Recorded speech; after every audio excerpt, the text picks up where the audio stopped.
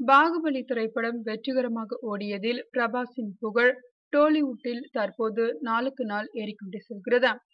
பாகுபலி திரைப்படம் இந்திய அளவில் சுமார் 560 கோடிகளை வசூல் செய்தது. இதனால் படத்தில் 3 ஆண்டுகள் கஷ்டப்பட்டு நடித்த நாயகன் பிரபாஸிற்கு இந்திய அளவில் ஒரு மிகப்பெரிய அங்கீகாரம் கிடைத்துள்ளது. இந்த படத்தின் மூலம் உலகம் முழுவதும் தெரிந்த நாயகன் மற்றும் வசூல் நாயகன் போன்ற புகழ் பெருமைகளுடன் இன்னொரு மிகப்பெரிய நன்மையும் பிரபாஸுக்கு கிடைத்துள்ளது.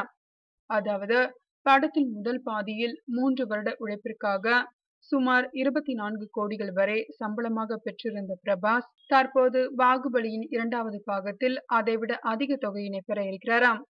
பிரபாஸின் உழைப்பை பார்த்த இயக்குனர் ராஜமௌலி 2வது படத்தின் லாபத் தொகையில் ஒரு குறிப்பிட்ட சதவீதத்தை பிரபாஸிற்கு கொடுக்க ஏற்கனவே தீர்மானித்து விட்டாராம். தற்போது தயாரிப்பாளர்களும் இதனை உறுதி செய்திருக்கிறார்கள். 2வது பாகத்தினை சுமார் 950 கோடிகள் வரை செலவழித்து எடுக்க இருப்பதாக செய்திகள் வெளியாகியுள்ளன. 2வது பாகத்தின் மூலம் போட்ட பணத்தை திரும்ப எடுத்தால் கூட மிகப்பெரிய தொகை பிரபாஸிற்கு கிடைக்க வாய்ப்புள்ளது. படத்தின் மீதான எதிர்பார்ப்பு மட்டுமின்றி அனுஷ்காவின் தரிசனமும் கட்டப்பா பாகுபலியை கொன்றது ஏன் என்ற முக்கியமான கேள்விக்கு விடையும் 2ஆம் பாகத்தில் இருப்பதால் படத்திற்கு உலக அளவில் எதிர்பார்ப்பு எழுந்துள்ளது. எனவே முதல் பாகத்தில் கிடைத்ததை விடவும் பல மடங்கு தொகையினை பிரபாஸ் பெற இருக்கிறார்.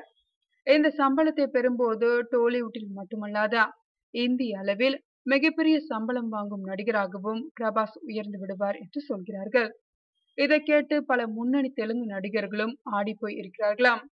என் உழைப்பு என் பணம்னு பிரபாஸ் சொல்லும் காலம் தொலைவில் இல்லை.